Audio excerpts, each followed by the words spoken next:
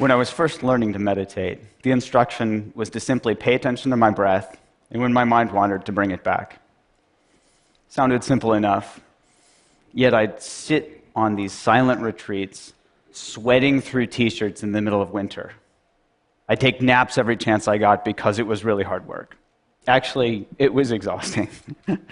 The instruction was simple enough, but I was missing something really important. So why is it so hard to pay attention? Well, studies show that even when we're really trying to pay attention to something, like maybe this talk, at some point about half of us will drift off into a daydream or have this urge to check our Twitter feed. So what's going on here? It turns out that we're fighting one of the most evolutionarily conserved learning processes currently known in science, one that's conserved back to the most basic nervous systems known to man.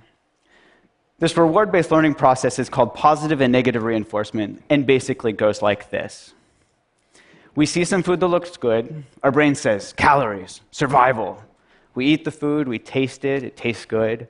And especially with sugar, our bodies send a signal to our brain that says, remember what you're eating and where you found it. We lay down this context-dependent memory and learn to repeat the process next time. See food, eat food, feel good, repeat. Trigger, behavior, reward. Simple, right? Well, after a while, our creative brains say, you know what? You can use this for more than just remembering where food is. Next time you feel bad, why don't you try eating something good so you'll feel better? We thank our brains for the great idea. Try this and quickly learn that if we eat chocolate or ice cream when we're mad or sad, we feel better. Same process, just a different trigger. Instead of this hunger signal coming from our stomach, this emotional signal, feeling sad, triggers that urge to eat. Maybe in our teenage years, we were a nerd at school, and we see those rebel kids outside smoking, we think, hey, I want to be cool, so we start smoking. The Marlboro Man wasn't a dork, and that was no accident. See cool, smoke to be cool, feel good. Repeat. Trigger, behavior, reward. And each time we do this, we learn to repeat the process, and it becomes a habit.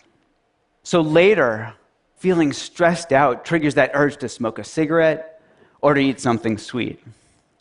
Now with these same brain processes, we've gone from learning to survive to literally killing ourselves with these habits. Obesity and smoking are among the leading preventable causes of morbidity and mortality in the world. So back to my breath. What if instead of fighting our brains or trying to force ourselves to pay attention, we instead tapped into this natural reward-based learning process, but added a twist? What if instead we just got really curious about what was happening in our momentary experience? I'll give you an example. In my lab, we studied whether mindfulness training could help people quit smoking. Now, just like trying to force myself to pay attention to my breath, they could try to force themselves to quit smoking.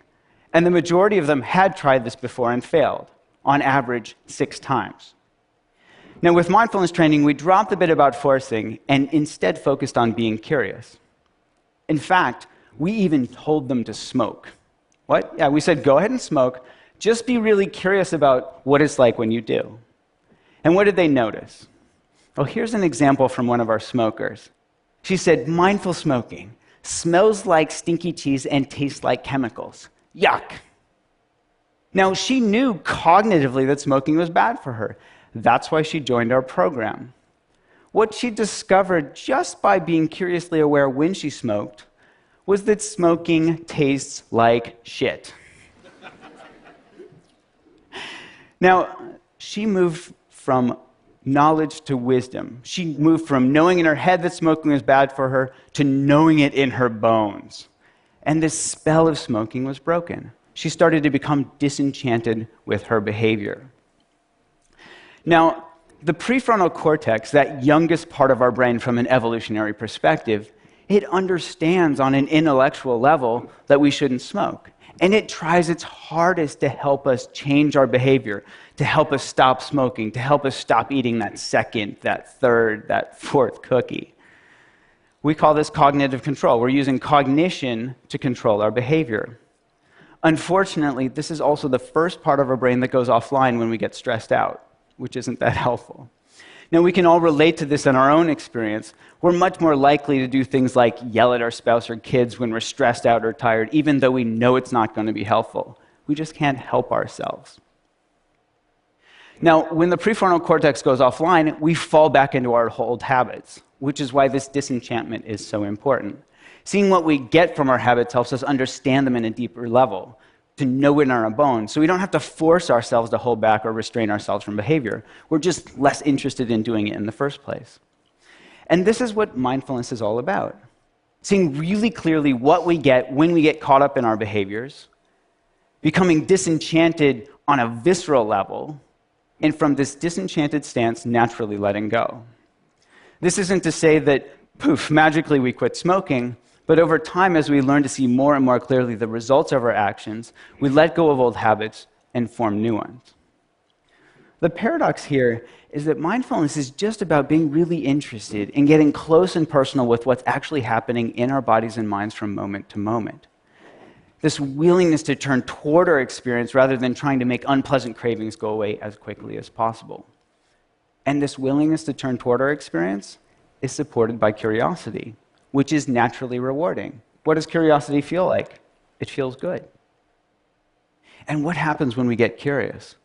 We start to notice the cravings are simply made up of body sensations. Oh, there's tightness, there's tension, there's restlessness, and that these body sensations come and go.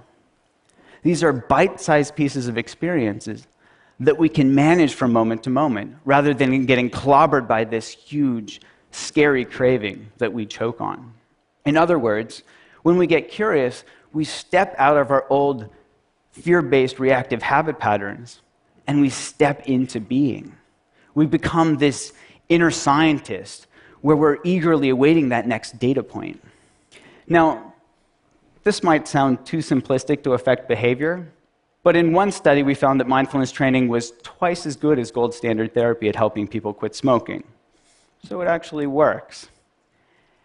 And when we studied the brains of experienced meditators, we found that parts of a neural network of self-referential processing called the default mode network were at play. Now, one current hypothesis is that a region of this network called the posterior cingulate cortex is activated not necessarily by craving itself, but when we get caught up in it, when we get sucked in and it takes us for a ride. In contrast, when we let go, step out of the process just by being curiously aware of what's happening, this same brain region quiets down. Now we're testing app and online-based mindfulness training programs that target these core mechanisms, and ironically, use the same technology that's driving us to distraction to help us step out of our unhealthy habit patterns of smoking, of stress eating, and other addictive behaviors. Now remember that bit about context-dependent memory? We can deliver these tools to people's fingertips in the contexts that matter most, so we can help them tap into their inherent capacity to be curiously aware right when that urge to smoke or stress eat or whatever arises.